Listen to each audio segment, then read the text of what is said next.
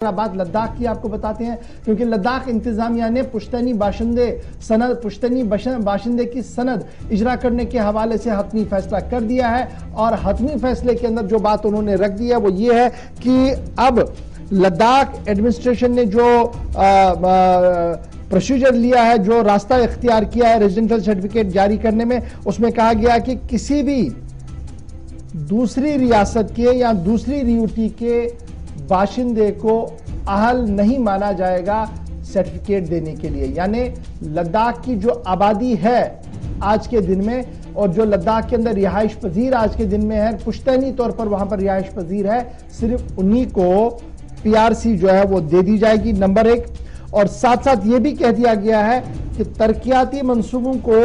हतमी शक्ल देने के लिए भी हाई पावर कमेटी तश्कील और नौकरियों में तेजी लाई जाए और भर्ती अमल को तेज किया जाए, इस सिलसिले में भी फास्ट ट्रैक बुनियादों पर काम किया जाएगा।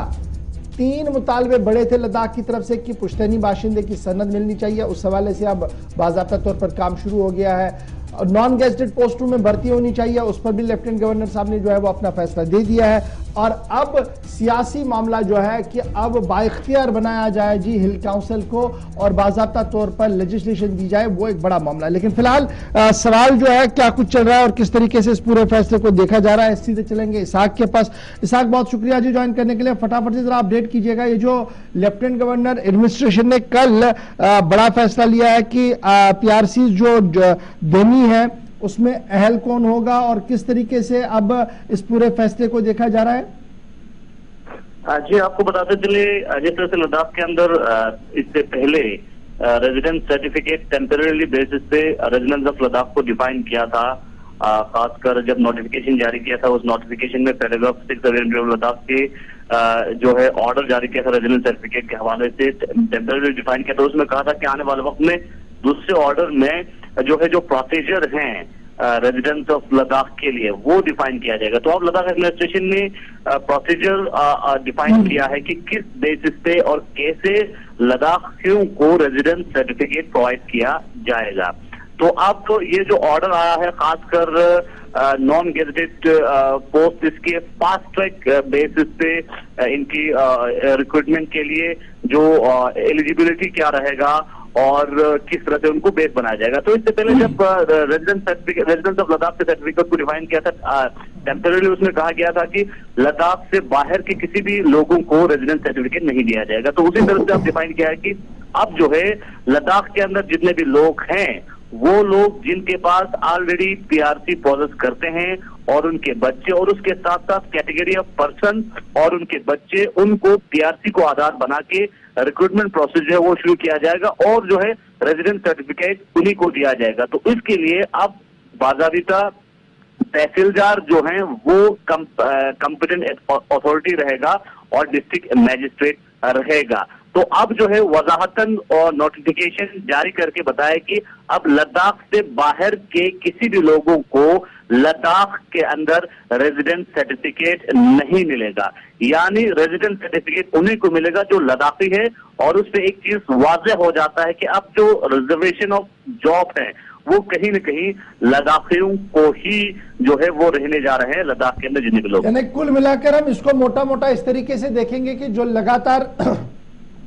मांग लद्दाख की तरफ से थी, लद्दाख की सिविल सोसाइटी या पॉलिटिकल ग्रुप्स की तरफ से थी, उस पर लगभग 70 to 80% काम हो गया है और अब सिर्फ 1-2 चीजें ही रह गई हैं। जी, खासकर नॉन गेजेटेड पोस्ट के लिए आप आए हैं। आप गेजेटेड पोस्ट के लिए किस तरह की रूल बनेगा और किस तरह की चीजें बनेगा, लेकिन आप आने वाले वक्त में देखने वाली बात है कि आप इस डिसीजन के बाद, इस ऑर्डर के बाद, जिस तरह से पहले पैराग्राफ जो ऑर्डर जारी किया था पैराग्राफ 6 के तहत, और उसी के बाद अब ये जो ऑर्डर आया है उसके बेस पे ये जो ऑर्डर जारी किया है, इस पे एक्सपर्ट के किस तरह के कमेंट रहेगा ये देखने वाली बात अहम होगी। और इसके बाद अब जिस तरह से अनएम्प्लॉयमेंट एक बहुत बड़ा इशू लद्दाख के अंदर बना हुआ है, उसको फुलफिल करने के लिए आखिर रिक्रूटमेंट बोर्ड कब बनेगा और रिक्रूटमेंट कब होगा, सभी इसी के इंतजार में हैं। और जनरली ये भी बताइएगा, ये जो पॉलिटिकल डेवलपमेंट की जब हम बात करते हैं तो दिल्ली के अंदर कमेटी बनाई गई थी और गुज़श्ता दिनों ये कहा गया था कि बहुत जल्द ही कमेटी की मीटिंग लद्दाख और लद्दाख के लोगों से होगी, उन ग्रुपों से होगी जो लगातार राब्ते में हैं। तो क्या उस हवाले से कोई पेशरफ्त हुई है? क्या कोई बात आगे बढ़ पाई है? जी, फिलहाल पॉलिटिकल डेवलपमेंट के हवाले से लद्दाख के अंदर और खासकर लद्दाख और दिल्ली के बीच में एक बहुत बड़ी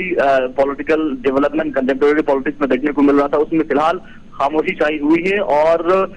फिलहाल जो है दिल्ली से बुलावा आना था, लद्दाख के जो मेंबर्स को ज्वाइंटली मीटिंग करना था, उस पर फिलहाल गुफ्तगू जो है वो आगे बढ़ते हुए नजर नहीं आ रहा है। हालांकि इस बीच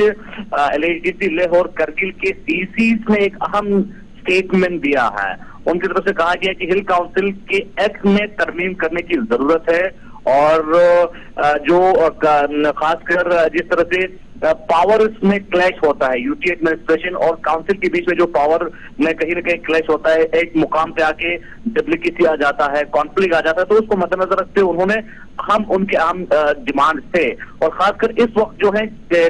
चीफ एग्जीक्यूटिव ऑफिसर CEO जो LADCs का है, दोनों काउंसिल का, वो डिप्टी कमिश्नर है और उनका मानना है कि रूल में कहीं न कहीं